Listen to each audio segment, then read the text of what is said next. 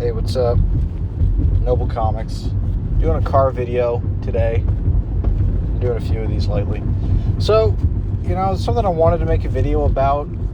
It doesn't seem like a formal type video to do. I don't really want to do like a live stream thing with it. But it's that One Piece just topped the lifetime sales of Batman recently. Which was like, a huge deal. All the manga fans are going crazy. And all the comic book fans are, kind of saw it coming. There's like two sides to the whole comic book aspect of that. One half of the aisle is like clapping their hands and being like, go manga, because comic sales are up. Any sale's a good sale. It's not really how it works.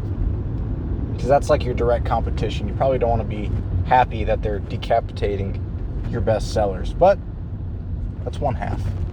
The other half is rightfully concerned but not surprised. Because we've seen manga just have like an absolute cultural takeover. It's become so much more popular. I mean, manga series just completely blow any animated comic book series out of the water, like One Piece or My Hero or any of that stuff, Dragon Ball. And now, we see the actual print doing the same thing. You'll go in any, Barnes & Noble or anything, and the manga section just dominates the comic book section. Comic book stores have obviously been struggling. They're going to be taking on more manga stuff. But, they're not surprised that this overtook them. But if you look at it, it's like... adjust that there. It was getting close to 500 million sales, right? It was I think, off the top of my head, somewhere around 460 maybe. Because Superman was past 500 million, Batman was just under 500 million lifetime sales. And One Piece, I know the series started, the animated series, anime, started in 99. The comic series, I don't know when it started, but I think it was the 90s. So you've had this thing that's been going on for, say, 30 years, One Piece, versus Batman, which is going on, realistically, going on a century. Because Batman started in, 1940, so really 80 years, but going on 100. So Batman had a 50-year head start, probably the most popular superhero of all time. Well, Spider-Man and Superman are probably more popular, but if you ask anybody who's your favorite superhero, most people say Batman. So a huge comic book icon gets absolutely decapitated by One Piece. If you ask any regular person on the street if they know what One Piece is, if they know Luffy from One Piece, not a chance. But somehow the sales have just dominated. And I think all the most recent manga chapters that have come out for One Piece have all hit 1 million sales over and over and over again.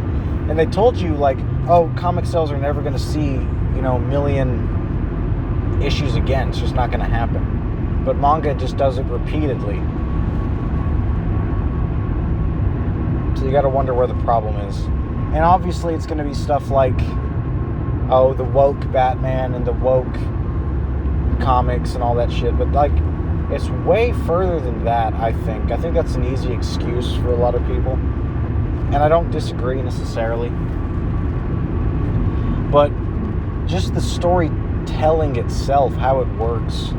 Is Batman, making a Batman story now, you've got no investment, right? Because even the longest running Batman story, it's going to be 100 issues. If you're lucky, it'll be 100. But you don't really see that anymore either. Now you get maybe 50. Then they just replace it and do a new number one and keep going. So you're looking at 50 issues. And inside that 50 issues, typically, they're telling multiple different stories. Like even the James Tynion run, which is really good, they've told like 4 different stories already. You had the Joker War, you had the Ghost little subplot story, now you've got the Scarecrow story. And they all build off each other, sure, but there's no clear goal for the series and for Batman. And any growing as a character that Batman does just gets reset with the next guy who takes over. Because everybody wants to tell their Batman story.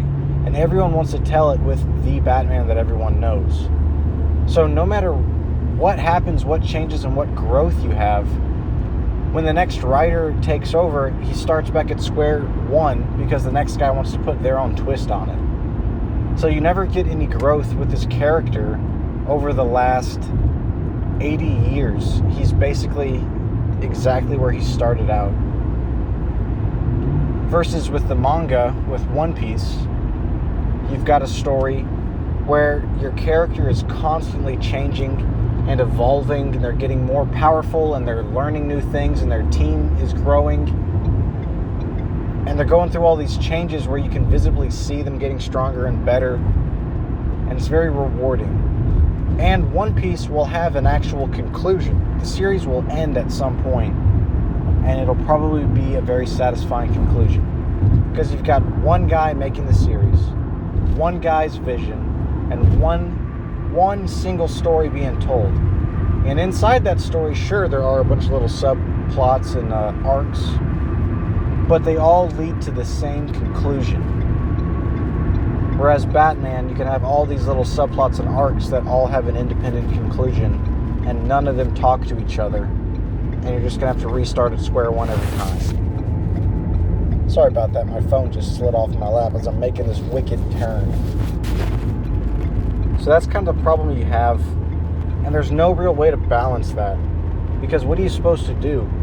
You can't just retcon the entire Batman mythos and try and do it a manga long-form story.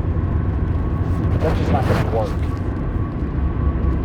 So, I really don't know how you're supposed to alleviate that. I don't think there is a way. I think that that form of storytelling, while useful and while it allows different teams to gain recognition and tell stories, it doesn't really offer the same type of payoff as the manga stuff, the anime. So, I mean, look, by the end of One Piece, mark my words, I mean, easily, it's going to top Superman. One Piece is going to top Superman in sales. Think about how crazy that is, but it's almost like a guarantee. And what are you supposed to do about that? You know? But again, that's just how it's kind of how the comic book culture has shifted. And you can again attribute some of that obviously to the shitty writers like Tom King ruining the mythos of Batman, not living true to the creators and all that stuff, which is certainly true. But that was just came with the territory, because you've seen Batman go from murderer, dark vigilante, to super over-the-top, campy, goofy vigilante, to the swashbuckling, over-the-top vigilante, to back to being super dark and mean and gritty, back to being over-the-top, and then where he is now, which is kind of different every 5 minutes. And then, too, with that, there's like 15 different Batman comic books. You've got like Batman Detective Incorporated, Batman The Dark Knight, Batman Most Wanted, Batman and Robin, Ultimate Batman, Batman Black Label, all this other shit that are all independent stories as well. So not only do you got different writers picking up one after the other, you've got different writers with different visions for the character, all happening at the same time. And Batman still can't get ahead. You've got 15 different series all going on, and they still can't get ahead. One Piece just wipes the floor with them. And now it's One Piece, but next it's going to be like Dragon Ball Super. Then it's going to be My Hero Academia, and all these other little stuff popping up. One Punch Man is going to pop up out of, pop up with the sales and take over easily. And that's just kind of where we're headed. Manga's going to take over. And I don't really see any way of going back unless we just have a dramatic change in how we like storytelling. Maybe One Piece and all the manga will get so popular that there will be a desire to go back to the comic book format. But that's really the only way. It's just letting them win so hard that we get tired of it and we want to go back. Those are kind of my thoughts. My thoughts on the matter. And why manga is kicking comic book ass at the moment. Let me know what you guys think. I'll see you guys in the next video. And also, before you hit that X button to get out of this video, you got to check out my project, Cardinal Colton Punishment, on Indiegogo.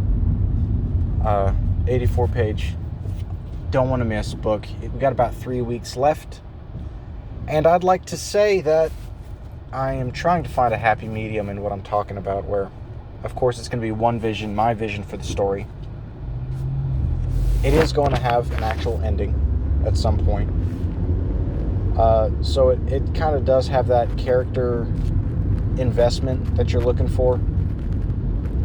So it's definitely something you want to check out and get started at the ground level in. So definitely give it a look. And I'll see you guys in the next video. Goodbye.